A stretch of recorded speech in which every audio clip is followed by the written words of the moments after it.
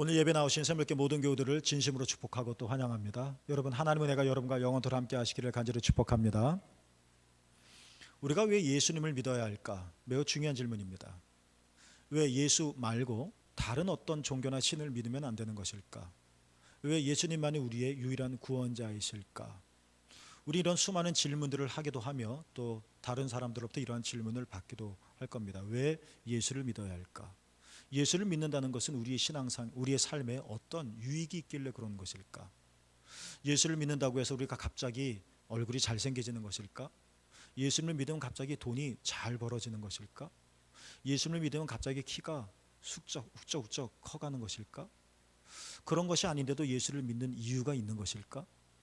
그런 실제적인 눈에 보이는 소득이 없는데도 예수를 믿는 것이 과연 우리에게 유익한 점이 있을까?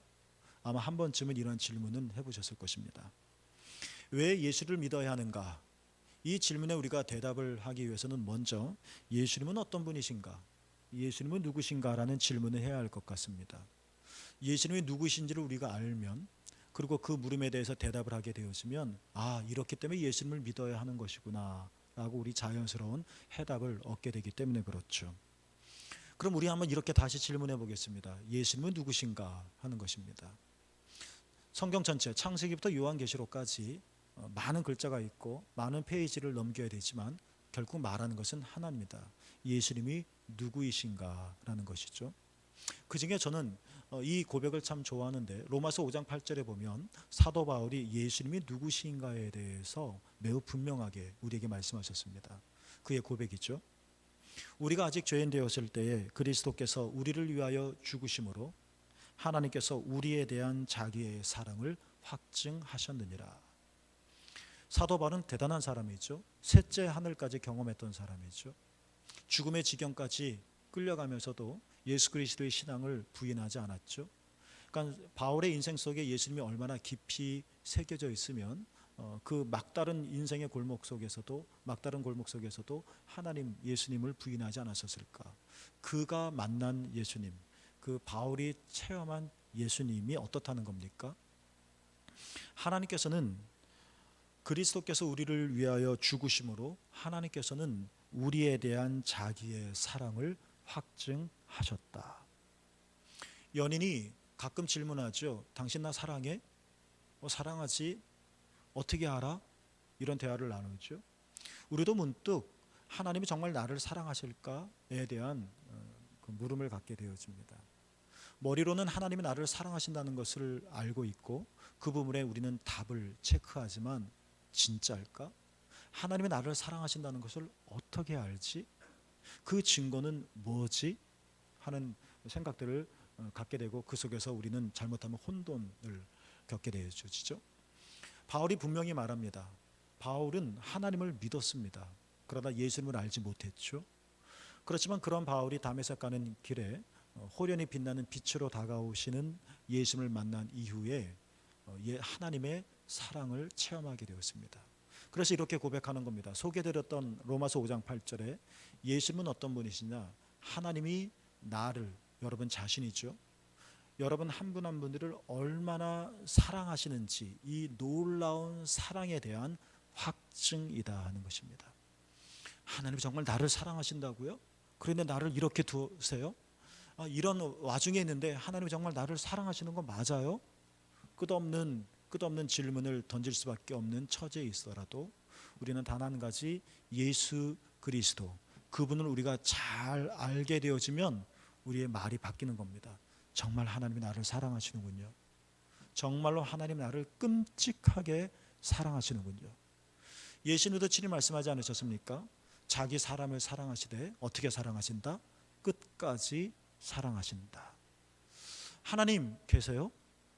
하나님 나를 사랑하세요? 나는 살아있고 너희를 사랑하지. 어떻게 할 수 있어요? 예수 그리스도, 하나밖에 없는 독생자 예수 그리스도를 너에게 줌으로 너희들에 대한 나의 사랑을 내가 이렇게 보여주었다. 여러분, 그 증거가 바로 예수님이십니다. 어떤 나를 사랑하셨다고 소개드렸던 로마서 5장 8절에 말하고 있습니까? 죄인이었던 나라고 말을 하고 있습니다. 여기서 말하는 죄인이라고 하는 것은 이런 죄 졌지, 이런 죄 졌지, 이런 형법적인 죄의 열거들이라기보다는 사랑받을 자격이 없는 나를 의미하는 것입니다. 상장을 받습니다. 상장을 받을 만한 자격이 되었기 때문에 그렇습니다. 참 잘했어 하고 쓰다듬어 줍니다. 머리를. 이렇게 머리를 쓰다듬음을 받을 수 있는 능력이 있기 때문에 그렇습니다. 이렇게 이 시대에는 어떻습니까? 1등만을 기억하고 어떤 축복과 어떤 베품을 행할 때 그럴 자격과 능력이 있는지를 살펴보죠. 그러나 성경은 말합니다.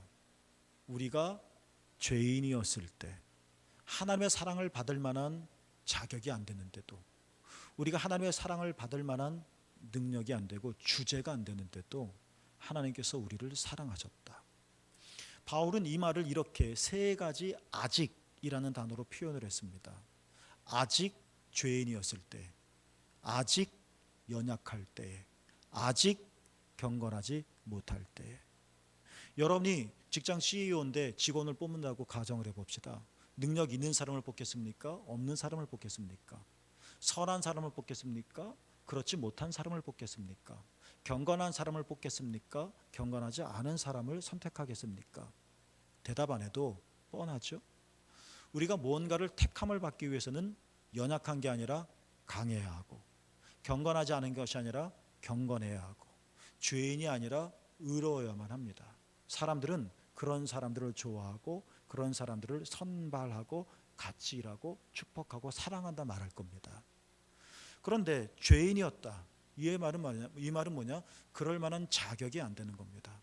아직 연약하다. 아직 경건하지 못하다. 아직 죄인이다. 이게 우리의 실상이죠. 그러나 성경이 우리에게 알려주는, 우리가 알지 못해서 우리가 정말 깨닫기를 원해서 계속 창세기부터 요한계시록까지 우리에게 반복적으로 증언하는 말은, 하나님께서는 그럼에도 불구하고 아직인 여러분들을 사랑하신다 하는 것입니다. 이것이 하나님의 놀라운 사랑인 겁니다. 예수님의 말씀처럼 혹 의인을 위하여 죽는 사람이 있을 수 있습니다. 그러나 악인을 위해서 죽는 사람은 없을 것입니다.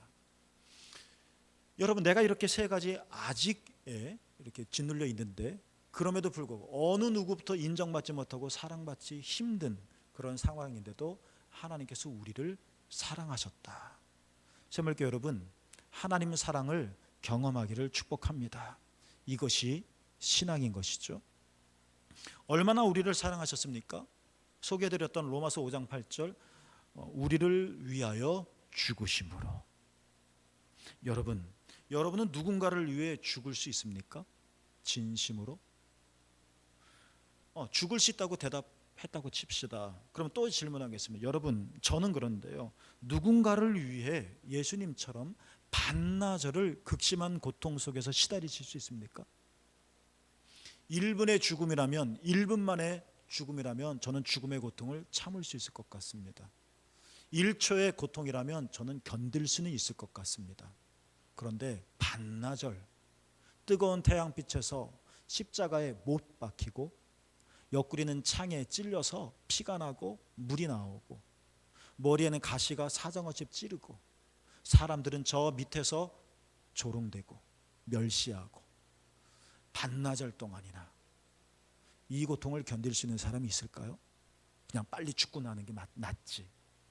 그런데 예수님께서는 우리 한 명을 위해서라도, 먼저 탄 99마리 양이 아니라 길 잃은 한 마리를 위해서라도 예수님께서는 자기를 위해, 우리를 위해 죽으심으로 기꺼이 이 고통을 받으시고 반나절의 고통을 견디시며 십자가에 죽으셨죠. 이렇게 우리를 사랑하신다는 것입니다. 보통 우리는 소설 같은 데서 이런 말을 많이 듣죠. 사랑은 국경을 초월해요. 사랑하면 웬만한 건 다 이길 수 있죠. 진리인 것처럼 보여집니다. 누군가가 나를 사랑하고 또 누군가를 내가 사랑하게 된다면 이 사랑의 관계 안에 있는 사람은 웬만한 질병들이 이길 수 있을 것이고 웬만한 어려움이나 난관도 헤쳐나갈 수 있을 것입니다. 여러분, 이 원칙에 좀 수학적인 공식을 대입해 봅시다. 사람이 사람을 사랑하고 사랑받는 관계 속에서도 웬만한 것들이면 우리가 이겨나갈 수 있다고 한다면 극한값으로 한번 나가봅시다. 사람이 사람을 사랑하는 것이 아니라 완전하신 하나님, 창조하신 하나님, 능력의 하나님, 만약 그 하나님이 나를 사랑하신다 하는 사실을 내가 내 영혼 깊이 안다고 한번 생각해 보십시오. 내 인생 속에 내 몸에 기적이 일어나지 않겠습니까? 한 사람을 사랑해도 견뎌나가는데 완전하신 하나님을 사랑하게 된다고 하면 내 안에 하나님의 일들이 일어나지 않겠습니까? 강릉시장이 왔다. 사람들이 올 겁니다. 모여들 겁니다. 오라고 하지 않아도 올 겁니다. 대통령이 온다. 소문 내지 않고 광고 내지 않아도 사람들이 몰려들 겁니다. 그리고 그 많은 무리들을 비집고 들어가서 기어코 대통령이나 시장이나 그 유명한 사람과 사진 한 장 찍으려고 할 겁니다. 그리고 그 찍힌 사진을 갑옷처럼 중요하게 여길 겁니다. 그분이 오신다 하는 것만으로도 내 마음은 흥분됩니다. 그분을 만나고 그분과 악수한다는 것만 하나로도, 그분과 사진을 찍었다는 것만으로도 내 마음은 행복합니다. 여러분, 또 극한값으로 나가볼까요? 그런 분들 만나는 것도 내 인생에 굉장히 소중한 일이죠. 그러나 여러분, 만왕의 왕이시오, 우리의 구원자이시오, 엘샤다이 전능자 하나님이시오, 우리를 고치시는 하나님이시다, 그분이 우리를 창조하신 분이시다, 영원하신 하나님이시다. 그분을 내가 만난다고 한번 생각해 보십시오. 단순히 그분을 만나는 게 아니라 사진 한 방 찍고 끝나는 것이 아니라 그분이 나를 끔찍하게 위하고 사랑한다 하는 것을 내가 한번 안다고 한번 생각해 보십시오. 우리 삶에 과연 어떤 일이 일어나겠습니까? 신앙은 교리의 동의가 아닙니다. 신앙은 예수님이 당신을 사랑해요 라는 말에 끄떡끄떡거리는 것이 아닙니다. 신앙은 가슴으로 경험하는 것입니다. 신앙은 만나는 것입니다. 새물교 여러분, 이 어려운 시대에 우리가 어떻게 일어날 수 있을까요? 이 혼돈의 시대에 우리가 어떻게 질서정연하게 살 수 있을까요? 이 복잡하고 경쟁이 치열한 이 시대 속에서 우리가 어떻게 기쁘고 행복하게 살 수 있을까요? 여러분, 축복합니다. 예수 그리스도, 그분 안에 나타난 하나님의 사랑을 경험하시게 되기를 주님의 이름으로 축복합니다. 그래서 바울이 말했죠. 그리스도 예수, 그 사랑의 넓이와 길이와 깊이를 아는 자, 그러면 하늘의 충만함이 너에게 충만할지어다. 그래서 바울이 또 말했죠. 고린도후서 5장 17절에 이렇게 말했죠. 누구든지 그리스도 안에 있으면 새로운 피조물이라. 아까도 말씀드렸습니다만 우리가 예수를 믿는다고 해서 키가 한 키라 자라는 거 아닙니다. 우리가 예수를 믿는다고 해서 갑자기 근육이 생기는 거 아닙니다. 우리가 예수님을 믿는다고 해서 나이를 먹는데 건강이 거꾸로 가더라, 이런 거 아닙니다. 이런 것들은 다 눈에 보이는 것입니다. 그렇지만 이런 눈에 보이는 가시적인 변화가 내 안에 일어나지 않는다 할지라도 진짜 중요한 변화가 일어나는데, 내면에 보이지 않는 변화가 일어나는데, 바울이 말한 것, 누구든지 그리스도 안에 있으면 새로운 피조물이라. 이전 것은 지나갔으니 보라, 새 것이 되었도다. 예수 그리스도를 믿으면 우리는 새로운 존재가 되어집니다. 내 외형은 바뀌지 않았습니다. 여전히 나는 이러한 얼굴이고, 여전히 내 이름은 아무개이고, 여전히 내가 하는 일은 이렇고, 그러나 내 존재가 바뀌고 내 내면이 완전히 새로워짐으로 나는 새로운 삶을 살 수 있게 되어지는 것입니다. 이것이 가능하게 하는 것이 무엇이냐? 바로 예수 그리스도 안에 나타난 하나님의 놀라우신 사랑인 것입니다. 여러분, 이 하나님의 사랑 한 방울이라도 우리가 경험하며 체험하며 느낄 수 있기를 축복합니다. 이것이 바로 예수 그리스도를 믿어야 하는 이유, 예수 그리스도를 믿을 수밖에 없는 이유가 되어지는 것이죠. 다시 묻습니다.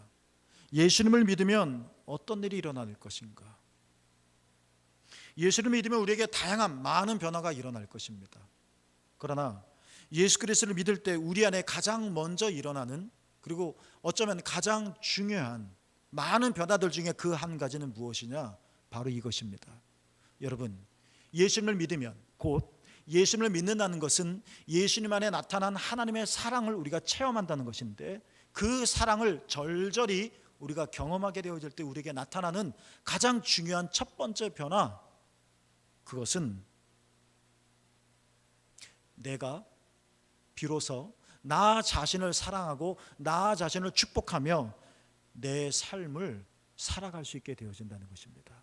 왜냐? 예수님을 알기 전에는 나는 그냥 나였습니다. 예수님을 알기 전에 내 인생은 그냥 내가 살아가는 인생이었습니다. 예수님을 알기 전에는 내가 알고 있는 지식은 그냥 내가 터득한 지식이었습니다. 그렇지만 예수님을 알게 되었니, 그러니까 예수님 안에 나타난 하나님의 사랑을 체험한 이후에 이제 나는 깨닫게 되어집니다. 나는 그냥 나가 아닙니다. 여러분은 그냥 여러분이 아닙니다. 여러분 안에 무엇이 있습니까? 하나님의 사랑이 있습니다. 여러분 안에 무엇이 있습니까? 하나님의 생명이 있습니다. 내 안에 무엇이 있습니까? 하나님의 부르심이 있습니다. 그러니까 내가 나만 보일 땐 하잘것없는 인생 같고 별 볼 일 없는 삶 같고 못난 것처럼 때로는 보이기도 하고, 그렇지만 이제 내 눈이 열려서 내 안에 주의 사랑이 있고 내 안에 주의 부르심이 있고 내 안에 예수 그리스도의 죽으심이 있고, 그러므로 내 삶이 살아남이 내 안에 시작되어져 있고 내 안에 하나님의 생명이 있다는 것을 알게 되어지는 순간, 나는 내가 이제 달리 보이고 나를 소중하게 여겨집니다. 아무리 화려한 병이라 할지라도 거기에 시궁창물이 담겨져 있다면 우리는 관심 갖지 않을 겁니다. 그러나 낡고 상표도 다 떨어진 오래된 병이라 할지라도 거기에 금은보화가 담겨져 있다는 것을 알면 그 병이 달리 보이기 시작할 겁니다. 똑같이 내 안에 예수님이 계시고 내 안에 하나님이 계시고 내 안에 하나님의 생명이 있고 하나님의 사랑이 있다는 것을 내 안에서 내가 보게 되어지는 순간, 나는 이제 나를 달리 보게 되어질 것입니다. 이것이 예수 그리스도를 믿는 이유이며 예수 그리스도를 믿을 때 내게 나타나는 가장 위대한 유익함인 것입니다. 어떤 한 사람이 수도사에게 다가갔습니다. 그의 얼굴을 빤히 봤죠. 그리고 이렇게 말했습니다. 거참 되게 못생겼네요. 그러자 이 수도자가 맞장구를 쳤습니다. 맞아요. 나는 못생겼어요. 참 잘 보았어. 조금 있다가 다른 사람이 수도자에게 다가와서는 수도자를 보고 또 말합니다. 온 세상을 비추는 저 아름다운 태양 같구려. 그러자 수도자는 그 사람에게 또 이렇게 대꾸했습니다. 맞아요, 친구. 잘 보았어. 그대 말이 맞소. 수도자의 제자들이 이 광경을 보고 스승 되신 수도자에게 묻습니다. 아니 선생님, 어째서 두 사람이 각각 이렇게 다르게 보는데 두 사람의 말이 다 맞소? 라고 대답하는 겁니까? 둘 중에 하나는 틀려야 되지 않겠습니까? 그랬더니 수도자가 껄껄 웃으면서 제자들이 이렇게 말했다고 하죠.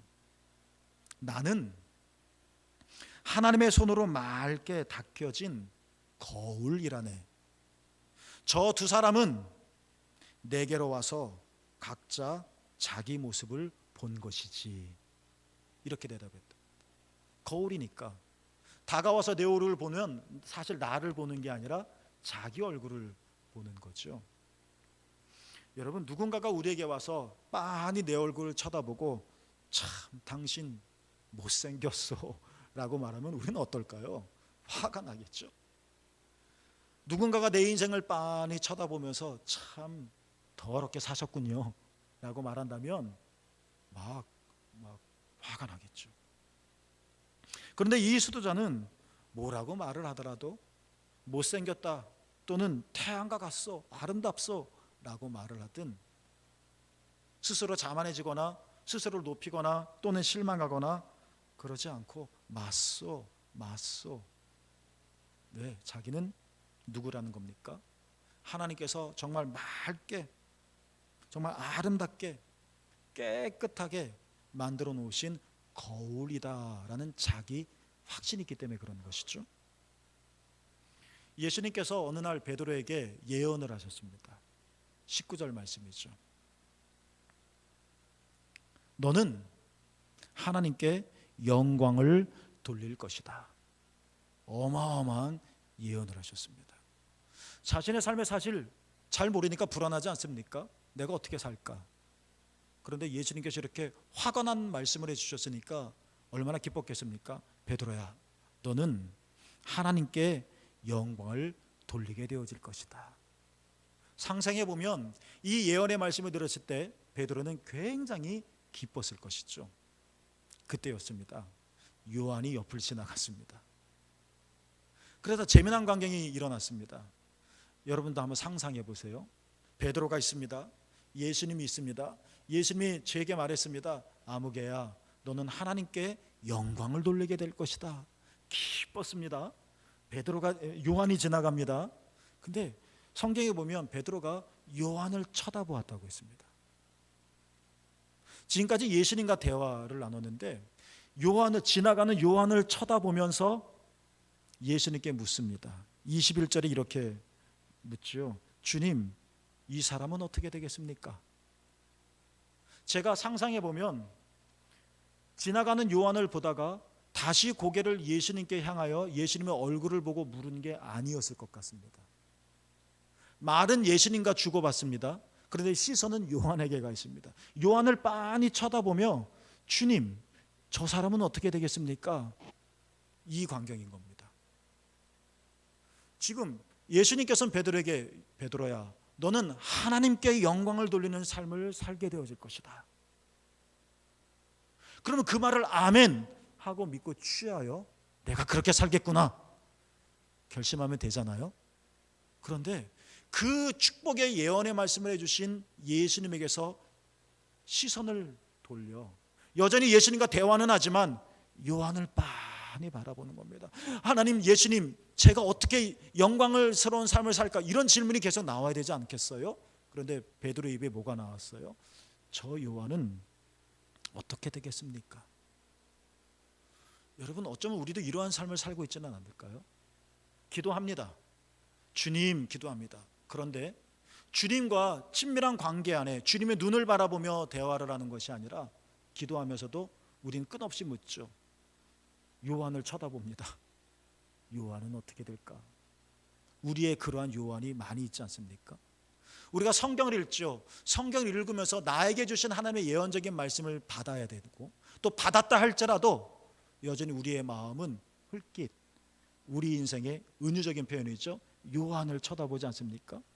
분명히 나에게 축복의 말씀을 주셨는데 그것들을 아멘하고 취하고 감격하고 기뻐하며 춤추기에는 않고 끊임없이 엄청난 말씀을 받았음에도 요한을 계속 바라보고 있지 않습니까? 저 사람은 어떻게 되나요? 저 사람은 어떻게 되나요? 저거는 어떻게 되나요?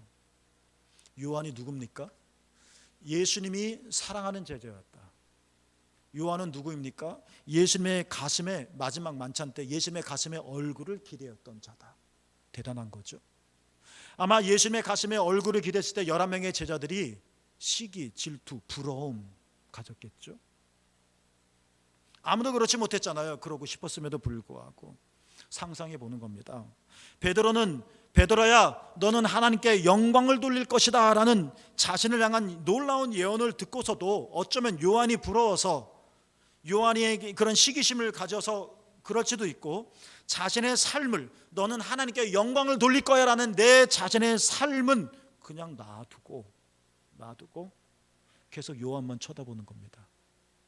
왜? 요한은 어떤 사람이니까? 예수님의 품에 가슴에 기대었던 자이니까.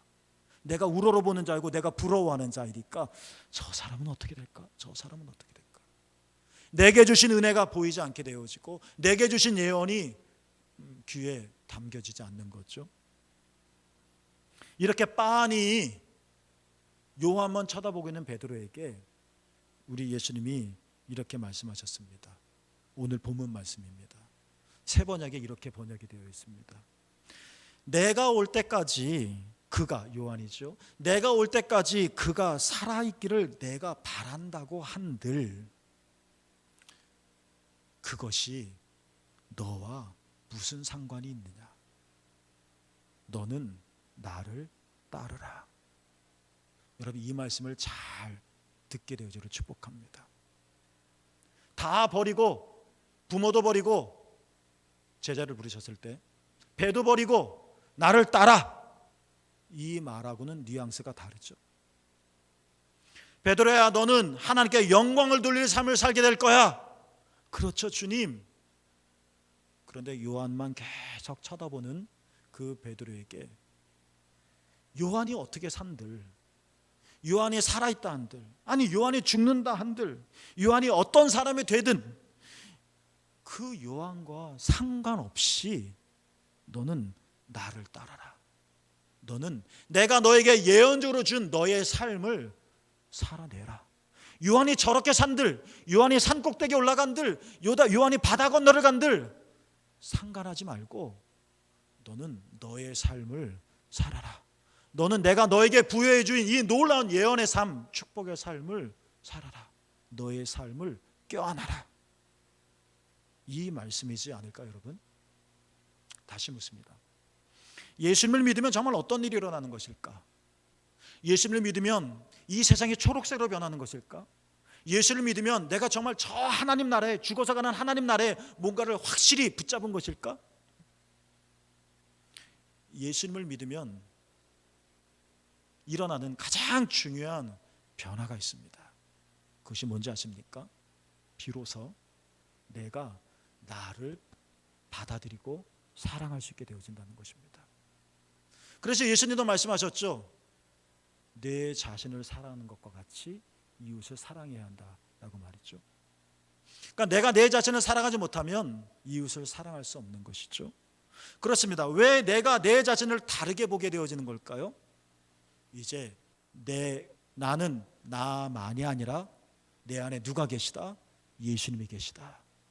내 안에 무엇이 있다? 나를 향한 하나님의 엄청난 사랑이 있다. 이게 나다.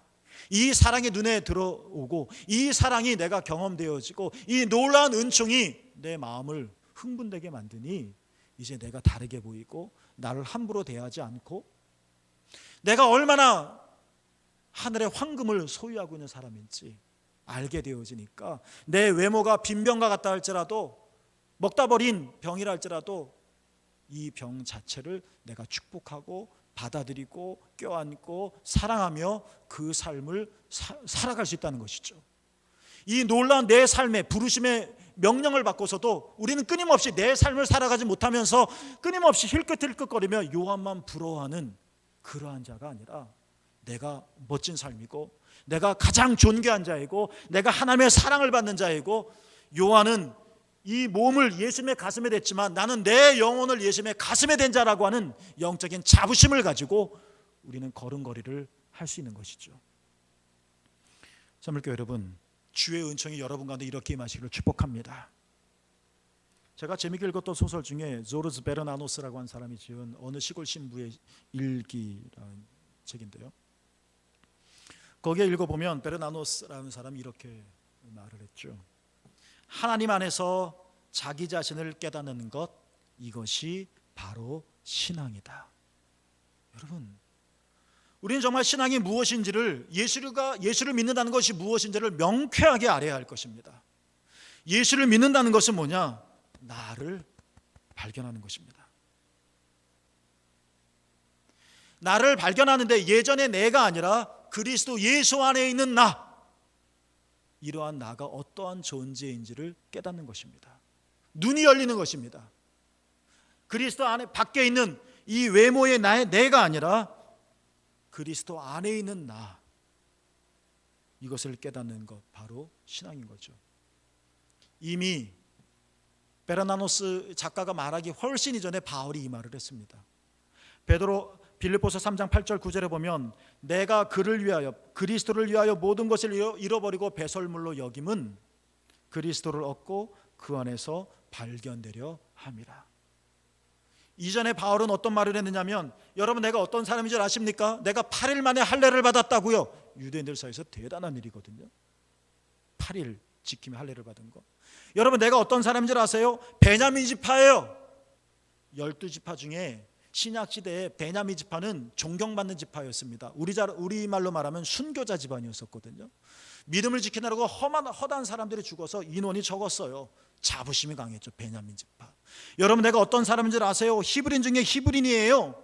이런 사람들이 다 부러워할 만한 이런 간판들을 다 내던지고 예수를 믿고 예수를 따르는 이 바울을 보면서 사람들이 뭐라고 말했을까요? 미쳤지, 제정신이 아니지, 저 부모가 저 바울을 어떻게 볼까 혀를 차지 않았었을까요? 무엇보다도 바울이 이 말을 직접 듣지 않았었을까요? 그런데도 바울은 사람들이 뭐라고 말하든 상관하지 않았습니다. 바울은 자신의 삶을 깨달았습니다. 자신의 의로 충천한 것이 아니라 그리스도 예수 안에 있는 이 놀라운 의를 깨달았습니다. 자신을 축복했습니다.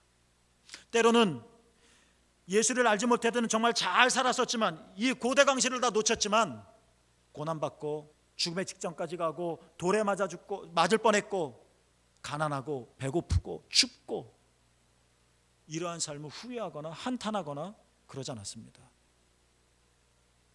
왜요? 바울은 소원이 있죠. 날마다 더욱더 내가 그리스도를 알아가기를 원합니다. 내가 더욱더 그리스도 안에서 내 자신이 어떤 존재인지를 발견하기를 원합니다. 바울은 알았던 것입니다. 이 몸뚱아리 자기 자신이 아니라 이 허접한 몸뚱아리 안에 있는 하나님의 놀라우신 은혜와 예수 그리스도의 놀라우신 사랑을 깨달은 겁니다. 본 겁니다. 그래서 겉으로 보기에는 가난한 것 같고 겉으로 보기에는 궁핍한 것 같고 겉으로 보기에는 배고픈 것 같지만 그러나 내 안에 하나님의 위대함이 있고 베드로를 향하여 말한 것처럼 너는 하나님의 영광을 위하여 살 자다라는 이 부르심의 뜨거움이 바울 안에 있었기 때문에 자신의 삶을 조금도 부끄러워하지 않고 누가 뭐라 그래도 상관하지 않고 자기의 길을 나를 따르라 그 길을 걸어갈 수 있었던 것입니다. 예수 그리스도를 믿으면 여러분 반복합니다. 여러분이 정말 예수님이 나의 구원자이시고 예수님이 나를 사랑하신 분이심을 우리가 깨닫게 되어진다면 그 순간 나는 나를 달리 보게 되어질 것입니다. 나는 그냥 내가 아닙니다. 여러분 안에 하나님의 놀라우신 사랑이 있습니다. 여러분의 심령 안에 그리스도의 놀라우신 은총이 가득가득 담겨져 있습니다. 우리는 여전히 땅의 것들을 먹고 살지만 그러나 예수 그리스도를 믿으면 여러분 안에 하늘의 신령한 것들로 충만하게 되어져 있습니다. 이것들을 발견하시고 소중히 여기시며 여러분 자신을 사랑하고 여러분의 삶을 축복하며 나갈 수 있기를 예수님의 이름으로 축복합니다.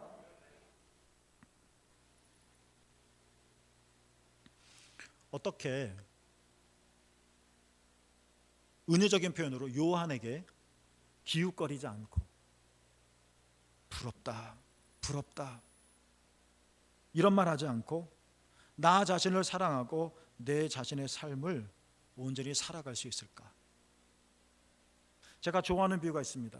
여러분에게 여러 번 말씀드렸는데요. 너는 못생겼어. 아무도 너를 좋아하지 않아. 마귀 할멈의 말입니다. 이 마귀 할멈의 말에 속아 평생을 높은 탑에 같이 혼자 살았었던 라푼젤 이야기입니다. 라푼젤은 이 마귀 할멈의 얘기를 믿었습니다. 그 말만 들을 수밖에 없었으니까. 그래서 자기는 정말 못생겼다고 생각했습니다. 너무나도 못생겨서 사람들이 나를 조금도 좋아하지 않을 거라고 생각했습니다. 그러다 보니 마귀의 할멈의 말을 그대로 믿어서 그는 탑에서 벗어날 생각을 하지도 않았습니다. 왜? 벗어나서 사람들을 만나면 사람들이 나를 실망할 것이고 나를 미워할 것이기 때문에. 그러던 어느 날이었죠. 라푼젤을 사랑하게 된 왕자가 라푼젤이 길게 내려진 긴 머리카락을 사다리로 삼아서 라푼젤이 있는 높은 탑 창까지 올라왔습니다. 두 사람이 얼굴을 맞대게 되었습니다. 그 순간 비로소 라푼젤은 왕자의 눈동자에 비친 자신의 참된 모습을 비로소 보게 되었습니다. 지금까지 한 번도 거울을 보지 못했습니다. 그러나 이 왕자의 눈동자에서 자기의 모습을 보게 되어진 거죠. 자기는 못생긴 게 아니었습니다. 이렇게 아름다울 수가 없는 것이었습니다. 사람들이 나를 좋아하지 않는 것이 아니었습니다. 많은 사람들이 나를 좋아하게 되어진 것입니다. 왕자도 나를 좋아해서 내 앞에 있지 않습니까? 라푼젤은 왕자의 눈을 보았지만 왕자의 눈만을 본 것이 아니라 눈에서 그의 사랑도 보았습니다. 그것이 라푼젤을 변화시켰습니다. 용기를 내게 했습니다. 갇힌 탑에서 빠져나오게 했습니다. 존 포엘이라고 하는 사람이 이 라푼젤 이야기를 하면서 이런 말을 했습니다. 라푼젤이 왕자의 눈을 뚫어지게 바라봄으로 인하여 참된 자기 모습을 보고 높은 탑에서 빠져나올 수 있었던 것처럼 우리는 예수 그리스도를 바라봐야 한다.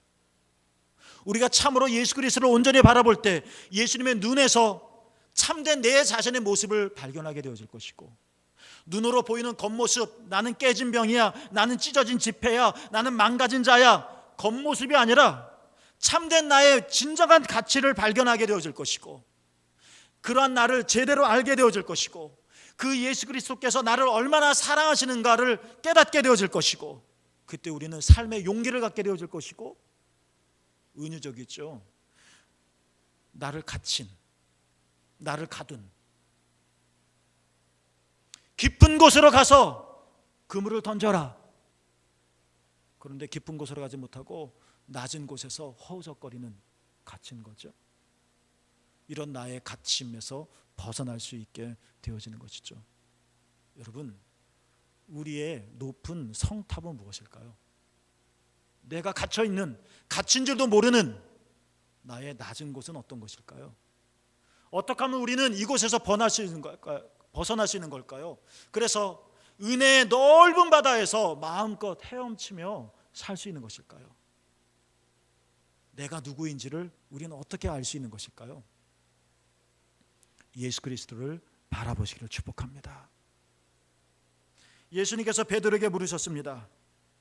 네가 나를 사랑하느냐? 하고 싶은 말씀이 얼마나 많이 있었을까요? 예수님의 첫 말씀은 네가 나를 사랑하느냐? 베드로는 싫든 좋든 대답해야만 했습니다. 그리고 예수님께서 연이어 말씀하셨습니다. 그것이 너와 무슨 상관이 있느냐? 너는 나를 따르라. 우리가 어떻게 주님을 따를 수 있을까요? 우리가 어떻게 나를 축복할 수 있을까요? 우리가 어떻게 내 삶을 그대로 받아들일 수 있을까요? 네가 나를 사랑하느냐? 이 말에 우리가 예스 하고 대답할 때 우리는 비로소 주님을 따를 수 있을 것입니다. 유한 상관하지 않게 되어질 것입니다. 이 요한이 요한일서 4장 19절에 우리에게 이미 말씀해 주셨습니다. 온전한 사랑이 두려움을 내쫓나니. 두려움은 또 다른 의미의 성벽이죠. 사물교 여러분, 하나님이 여러분을 사랑하십니다.